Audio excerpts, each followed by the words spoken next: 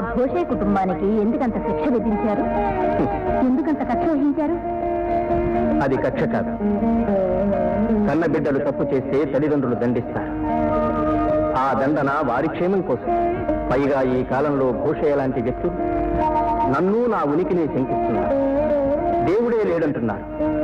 అలాంటి మూర్ఖులకు గుణపాఠం నేర్పించాలి. భూషయ్య చరిత్ర నాస్తికులకు కనువిప్పు కలిగించాలి.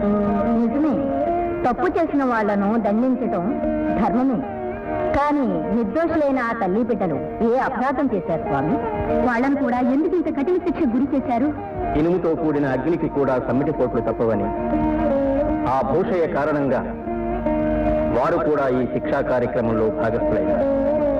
అయినా నన్ను నమ్ముకున్న ఆ తల్లి బిడ్డలకు ఏ నష్టమూ కష్టమూ రానివ్వను. నా భక్తులను ఎల్లప్పుడూ కాపాడు, సర్వదా వారికి తోడుగానే ఉంటాను.